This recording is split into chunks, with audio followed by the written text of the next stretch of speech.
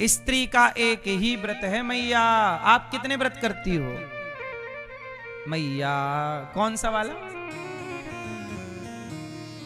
ये मैया बताएंगी, गुलाबी मैया। मैया आप कितने व्रत करती हो? बोलो, कितने व्रत? हाँ, स्त्री का एक ही व्रत होता है। क्या? एक पतिव्रत रहे जगत में, सब व्रत हैं बेकार। स्त्री का एक ही व्रत होता है, केवल पातिव्रत। स्त्री अपनी पतिव्रता बने। क्या बने स्त्री? पति। यदि आपने सारे व्रत किए और आप यदि पतिव्रता नहीं बनी तो आपके व्रत का कोई अर्थ नहीं। करते रहो, फिर तो राख में आहुति डालो, स्वाहा स्वाहा। राख में क्या होगा? स्त्रियों को इसलिए कहा है कि तुम केवल अपने पति की सेवा करो, यही तुम्हारा व्रत है। लेकिन आजकल कुछ लोग पति को तो ड्रम के अंदर पैक और बाकी सारे व्रत करवा लो। इसलिए मेरी मां, बेटे का, पुरुष के, अब देखो, स्त्री का एक धर्म है, केवल पति की सेवा करना। इसलिए सीता मैया करे ना, पुरुष पुण्य करे ना, तो फिर कौन करे? और फिर स्त्री ही करेगी, स्त्री करेगी। आज सच बताएं, पुरुष अपने कर्तव्यों से भाग गए। इसलिए घर में आपके जो गोपाल जी और शालिग्राम जी हैं ना, घरों में पुरुष पूजा कम कर रहे हैं, घरों में स्त्रियां ही भगवान की पूजा कर रही हैं। स्त्रियां ना करें तो भगवान नहाए ही ना। स्त्रियों के भरोसे भगवान हैं। स्त्रियां दान पुण्य ना करें तो तुम्हारे घर से क्या मजाल के किसी भूखे को एक रोटी निकल जाए। तुम्हें तो पैसा कमाने की पड़ी है। दानवीर कर्ण का नाम सुना होगा। दानवीर कर्ण नित्य दान करते थे। जब तक स्वर्ण दान रोज नहीं कर दें, जल ग्रहण नहीं करते थे। पुरुष का काम है साहब। पुरुष, आजकल के पुरुष अपने कर्म से भाग गए। उन्हें केवल पैसा पैसा पैसा पैसा, भाग रहे हैं पागलों की तरह। भागो भागो। कर्तव्य भूल गए। राम स्वयं यज्ञ करते हैं। राम जब यज्ञ किए ना, उस समय सीता मैया वनवास में थी, तब सोने की सीता बना करके राम जी ने बगल में बिठाया। और पत्नी के बिना यज्ञ नहीं होता, राम जी ने यज्ञ किया। दान, इसलिए पति पत्नी जोड़े से काम करना चाहिए। दान करो जोड़े से, पूजा करो जोड़े से, यज्ञ करो जोड़े से, पूजा भागवत सुनो जोड़े से, कीर्तन करो जोड़े से, साथ में सब चीज हो। पर आजकल पता नहीं क्या हो गया गृहस्थों को। अब क्यों किया आपने विवाह? विवाह क्यों करते हैं हमें बताओ, हम अज्ञानी को बता दो जरा। क्यों करते हैं विवाह? क्यों? पीछे वाले भैया, क्यों करते हैं विवाह? बच्चे पैदा करने के लिए? सुनो, आप ये सवाल किसी से पूछो, बता ना पाएंगे लोग। लोगों को पता ही नहीं। ब्याह कर लिए, बस ये नहीं पता विवाह क्यों किए। बोले सबने किया तो हम भी कर लिए। भेड़ चाल, एक भेड़ गया तो सारे भेड़, बस यही चल रहा है। एक्चुअली आप लोगों ने सत्संग करना बंद कर दिया, कथाएं सुननी बंद कर दी। इसलिए ज्ञान का हो गया अभाव। विवाह क्यों करते हैं? अरे विवाह इसलिए करते हैं क्योंकि विवाह के बाद ही हम यज्ञ करने के अधिकारी होते हैं। विवाह हमें यज्ञ का अधिकार देता है। इसलिए जब विवाह होता है तो पति पत्नी के द्वारा मंडप के नीचे आहुतियां डाली जाती हैं। स्वाहा। लेकिन आपने शराब की बोतलों में खर्चा कर दिया। अपनी बेटी के विवाह में ना जाने कितने मुर्गा मुर्गी और बकरा बकरी कटवा डाले, कितनों का खून बहाया कि बाराती मांस खाएंगे, शराब पिएंगे। तुमने बेटी का विवाह किया कि हत्या का पाप ले लिया। किस जमाने में जी, क्यों इतना दिखावा करते हो? किससे दिखाते हो? दुनिया वालों को ये दिखाना चाहते हो कि देखो हम कितने बड़े आदमी हैं, कितना पैसा खर्च कर रहे हैं। ये तुम खर्च नहीं कर रहे हो साहब, ये पैसा देकर पाप कमा रहे हो।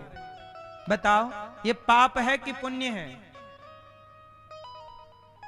बेटी के ब्याह में शबरी के साथ यही हुआ था। शबरी की बात सुन लो। माता शबरी, एक दिन माता की अपनी शबरी अपनी माँ की गोद में बैठी। माँ शबरी की माँ शबरी की कंघी कर रही, चोटी गूंथ रही, बाल सुलझा रही। तभी क्या देखती है शबरी कि पिता जंगल से जानवरों को इकट्ठा करके एक जगह भर रहे हैं। तो शबरी ने कहा, माँ ये पिताजी आज हिरन को, जंगली सुअर को और भी जंगली जानवरों को आज पिताजी इकट्ठा क्यों कर रहे हैं माँ? तब माँ ने कहा, बेटी 12 दिन बाद तेरा विवाह है और तेरे विवाह में जो बाराती आए हैं उनकी विशेष डिमांड है कि वो काले हिरण का मांस खाना चाहते हैं। इसलिए तेरे पिता जंगल से काले और ये देसी हिरण इकट्ठा कर रहे हैं। तब शबरी बोली, राम राम राम राम, मेरे ब्याह में इतने जीवों की हत्या हो जाएगी। रात हुई, शबरी माँ ने चुपके से जाकर दरवाजा खोल दिया। जितने जानवर पैक थे अंदर सब भागे जंगल की ओर। अब जानवरों के अंदर से दुआएं निकली, शबरी तुमने हमें मुक्त किया है, भगवान तुम्हें मुक्त करेंगे। शबरी जानवरों को मुक्त करके और सीधा जंगल चली गई। घोर जंगल में उनके पिता ने बहुत ढूंढा, शबरी नहीं मिली और वो जंगल में जाके एक आश्रम में महर्षि मतंग ऋषि के यहाँ संतों की सेवा करने लग गईं। और संतों की सेवा के बल पर वही शबरी माता राम का इंतजार कर रही हैं। शबरी निहारे रास्ता, आएंगे राम जी। शबरी निहारे रास्ता, आएंगे राम जी।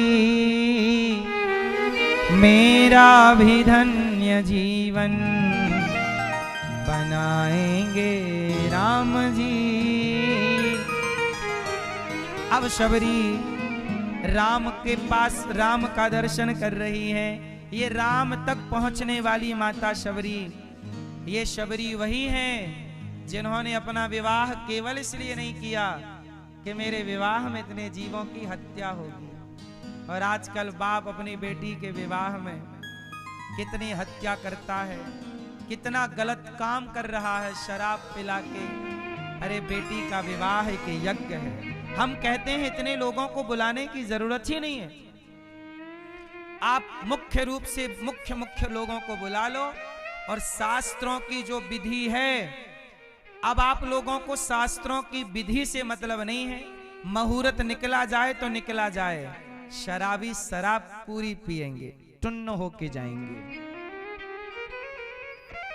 विधि से मतलब नहीं है। अरे बेटी का ब्याह कर रहे हो, यज्ञ हो रहा है, सही ब्राह्मणों के द्वारा मंत्रोच्चार हो, मंत्रों के द्वारा प्रेम से विधिवत विवाह हो। क्या हुड़दंग मचा रखी है। हर जगह आजकल जमाने के हिसाब से चलने की आदत हो गई है। क्या बताएं, इसी के चक्कर में संस्कृति नष्ट हो रही है, संस्कार बिगड़ रहे हैं। जब विधि विधान से विवाह नहीं होता, फिर आप कहते हो तलाक हो गया, फिर आप कहते हो रिश्ता चला ही नहीं। जब विधि विधान से हुआ ही नहीं तो चलेगा कैसे? चलेगा कैसे? विधि विधान तो हुई नहीं।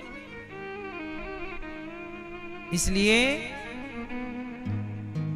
पति एक पतिव्रत रहे जगत में, नारी कैसी हो एक पतिव्रता, एक पतिव्रत रहे जगत में, सब व्रत हैं बेकार। बिन पतिव्रत के नारी का तो जीवन है बेकार। सुना पति बिना संसार। भगवान से कहा गोपियों ने, प्रभु आप हमारे पति हो। गोप्यः ऊचुः मैवं विभोर्हति भवान् गदितुं रसंसं संत्यज्य सर्वविषयांस्तव पादमूलम्। भक्ता भजस्व दुर्वग्रहमा त्यजास्मान्। देवो यथादिपुरुषो भजते मुमुक्षून्। मैवं विभोर्हति भवान् गदितुं रसंसं। क्या कहा? हे प्रभु आप तो घट घट व्यापी, गोपियां बोली हे कन्हैया आप तो घट घट के व्यापी हो, हृदय की बात जानते हो, तुम्हें ऐसी बात नहीं करनी चाहिए कि जाओ, हम तो सब छोड़कर आपके पास आई हैं। अब आप हमें स्वीकार नहीं करोगे तो प्रभु हम कहाँ जाएंगे? गोपियों ने कहा अब हम मर जाएंगी। गोपियों ने कहा प्रभु हमें स्वीकार कर लो। तब भगवान ने गोपियों को स्वीकार कब किया? जब गोपियों ने कहा कि प्रभु आप हमारे सर्वस्व हो, सब कुछ आप हैं। तब भगवान गोपियों के संग रास रचाने लग गए। जब गोपियों ने कहा आप ही हमारे पति हो, तब भगवान गोपियों के साथ रास रचाने लग गए। अच्छा ये बताओ, रास लीला, बोलो रास लीला। तुम करो तो रास लीला, हम करें तो कैरेक्टर ढीला। अब बताओ, बॉलीवुड कहती है कि रास लीला कैरेक्टर ढीला। अब बताओ रास लीला को कैरेक्टर ढीला से बॉलीवुड के लोग जोड़ देते हैं। बताओ ये जोड़ना सही है कि गलत है? जोर से।